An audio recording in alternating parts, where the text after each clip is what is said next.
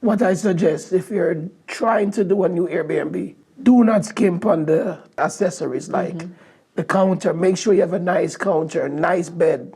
I pay top price for my mattresses.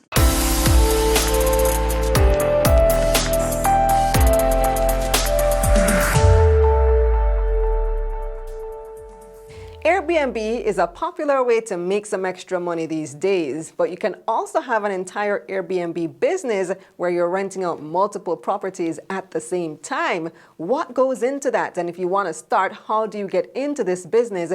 Well, my guest today is an established Airbnb owner. His name is Fabian LittleJohn. He's going to tell us how on this episode of Money Moves, JA, brought to you in partnership with EXIM Bank's Business Advisory Service, giving you the tools to grow your business. Hi, Fabian. It's been a while since I've seen you. Happy to have you back. Happy to be here. Happy to be here. All right. Well, today we're talking about Airbnb. You've been in the business for how many years now? 5 or 6? Yeah. I'm not sure. Somewhere around here. Tell me about the business that you run. Well, I have a spot in Meadowbrook. It's listed on bookings as contemporary 1-bedroom. It's been doing all right. Like after COVID, we had a bad time, but it's doing all right now. So well that you're about to open 2 more. Yes. Well, that's good. So from your experience, what does it take to run a successful Airbnb business? You want to provide a space that you would stay in, and then you want it to be very user-friendly. You know, you have to provide the basics like air condition, hot water, cable, internet, you know, and then quiet. That means if someone just come in, because I have had guests that just come and sleep for 4 days. They fly in and they spend days and they only leave for food. You know, you want to provide a space that's peaceful and a space that you could relax. And then what I suggest, if you're trying to do a new Airbnb, do not skimp on the accessories like the counter. Make sure you have a nice counter, a nice bed. I pay top price for my mattresses. I'm sure. And I've gotten compliments on them. How easy or difficult is it to get started in this business? Depends on your pocket. Yeah. It depends on your pocket because if you have money, that means you could buy nice things.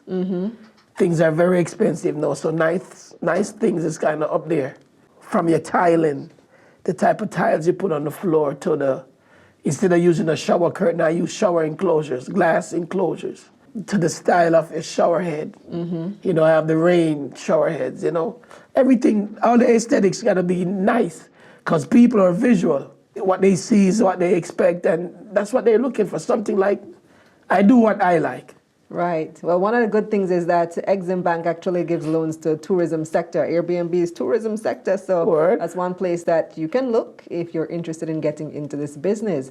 So, all right, you said it depends on your pocket. Yes. Depends on what you have. Some people rent out a room in their homes. That was kind of the concept of Airbnb when it first started. Right. Is that something advisable, or are we moving away from that and it's more of a hotel-like experience? No, you know what? You can do that because some people like that homey feeling. Well, to tell you the truth, my Airbnb is at the house that I live at. But I got an architect, he drew up a plan, he split the house in 3. So only thing, we don't share anything. They have their own kitchen, their own living room, their own everything, their own entrance. Right. So I'm secured, they're secured. But it's on the same building, same house. What are some of the challenges in this business? Any difficulty that you've had, that you've experienced? It was COVID. Yes. COVID, but difficulties, you can work on the difficulties because you have to advertise. You have to get your name out there. You have to do sales. Like in the slow months, we drop our prices. We, meaning my wife and I. We drop our prices. We give discounts. We do sales. It's better that you're making $65 a night instead of 0. So you have to make attractive prices in the slow time. In the busy season, like coming Christmas, it's gonna sell itself. That's a great tip. So how do you advertise? Because you're promoting on what you said, Booking.com Yeah, Airbnb. and Airbnb. We with the new properties, we're gonna try Expedia and other vacation websites. So how do you stay competitive on those sites? Because there's so many other listings that you're competing with. Price. I'm not like I used to rent for 85 and it was low, so we dropped to 75 a night. And it's if you look on the whole thing, a nice one bedroom uptown is like 95 to 100. We didn't go all the way low. We a nice middling price. So it's affordable and it's real nice. So you will always get calls. And then word of mouth is very, very powerful. People say, I've been to this place, it's nice, you should try them, call them. How important is the location when you're building your Airbnb business? You see, a lot of people live abroad and they hear all this, the madness on the TV, the news about killings and crime. So people want to be safe, first and foremost. They want to feel safe, especially single women. I have had people tell me to video the area where the Airbnb is at. And the area, it is very important because they want to feel safe. It's just safety. You just have to assure them. If they want a video, I will show it. What are some other recurring expenses that you need to plan for when you're running an Airbnb? Biggest expense, JPS. That AC bill, huh? Yeah, because people come. The one bedroom has a AC in the living room and the bedroom. So I try to plead to my guests, when you're not in the living room, turn off the AC. When you're leaving, turn off. We have a Sensible. It's a gadget that usually turns off the AC after a certain time or whatever, but lately it's been messing up. But what I did about the energy, I got a prepaid meter. And it depending on how long you're staying or whatever. If someone comes for 4 days or 5 days, I will foot the bill. But, you know, if this is my advice, someone doing 2 weeks, you should let them foot the bill for the electricity or share it. You know, you try to be reasonable because you don't want to add extra charges on your guests, but you're still doing business for business.